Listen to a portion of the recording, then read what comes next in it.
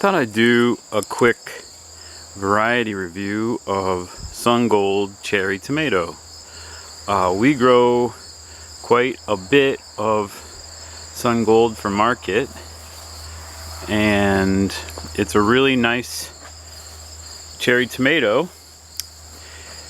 So, Sungold is an orange cherry tomato. Obviously, it's a hybrid produced from Cicada Seed Company in Japan, and it's a very productive, early, very delicious orange cherry tomato.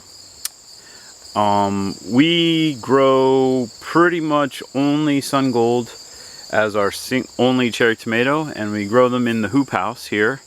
And I would say we have almost 200 plants going this year up on the roller hooks there.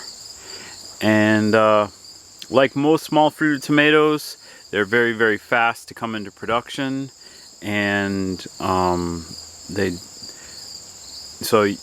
produce tomatoes pretty early, and they're very productive, as you can see. And they are delicious. They are extremely sweet and extremely highly acidic. So they have a really great tomato flavor. So they have a really high reputation, and in fact, one of the reasons we only grow Sungold is because our customers at our farmers market ask for them by name specifically. And if I were to bring a yellow or orange cherry tomato that wasn't Sungold, people would ask me, are these Sungold? And I would have to say no, and they probably wouldn't buy them. So they actually have a name recognition at market, which there's such a demand for them specifically at my market that you pretty much have to grow Sungolds. I mean, some of my competition grow other cherries besides Sungold as well as Sungold, but in terms of orange tomatoes, orange cherries, everybody grows Sungold. And there's a lot of good reasons.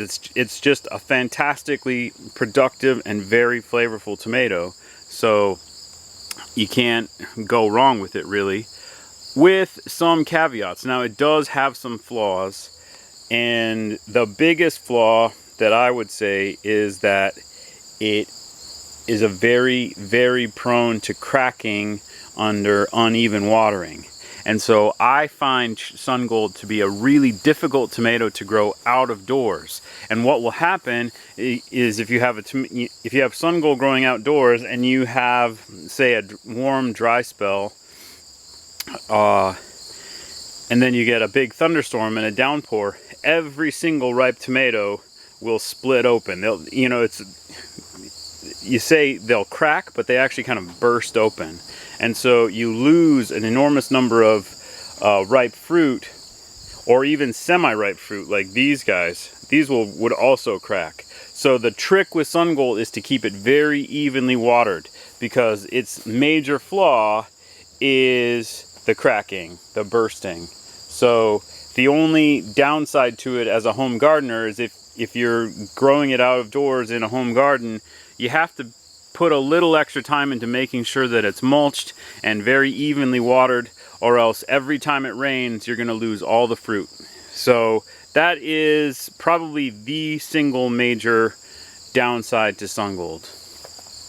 And the only other thing I can think of that's a downside is, at least in the hoop house, it has a tendency to overgrow the fruit trusses. And you can see some of these trusses have too many fruit on them. This is just ridiculous. And so what you can get is, beyond the overgrowth, is what you'll get, the tip of the truss will get confused, and then it'll switch into this nonsense. And then you have to go through, and some of those are really hard to find. you know. They're actually quite well camouflaged in the vines, and then you look around and you're like, oh. And it also, when you're pruning them to single leaders like this, they have a tendency to regrow after you prune a lot. And so you will have to come back. See, this spot I've already pruned, and it's got a sucker coming up again. That's very common. So it's a very vigorous growing tomato, and it just likes to keep, you know, sprouting multiple. It doesn't like to be held to a multiple, or to a single leader like this. So it is a little bit of a challenge. And one of the things you can see, I have the roller hooks up there, which are designed so that you can, you know, as the tomatoes ripen up the stalk, you can drop the entire plant and slide the hook along the wire to the next level, you know, and keep the, you know, the productive part of the tomato vertical. But the challenge that I have with Sungold is, like, you get all these trusses, like right here. I can't move those 2 rows of tomatoes across each other, past each other, without dropping hundreds of fruits, because, you know, the trusses sort of, you know, zip together like Velcro or like a zipper, you know. So really, I'm not going to be able to drop and slide these tomatoes. But it's already September, so I'm just going to let them shoot up and do whatever they want to up there. And, you know, pretty much these fruits up here towards the wire are probably the only ones that are going to successfully ripen before it gets too cold. But, I mean, there are hundreds of pounds of cherry tomatoes in here. So it's just a wonderful variety. Super delicious. I can't recommend it enough. As long as you keep a handle of the watering. It's just really worth growing. All right. Oh, here's a little, this guy right here, I think possibly is one of the parent varieties of Sungold, because one of the things that happens when you try and dehybridize Sungold, which a lot of people have tried to do, is you get segregants that are red fruited, and you get, you know, fruits that are much larger than Sungold, and then some that are a bit smaller, and a lot of them that are red. And actually, you can see this one is cracked. This is exactly the kind of cracking that you get, and even more so when with uneven watering with Sungold. And so that's another reason why I think this might. And if you look at these crazy trusses on this, they're, I mean, this wouldn't surprise me if this was one of the parents. But this is a very non-vigorous plant.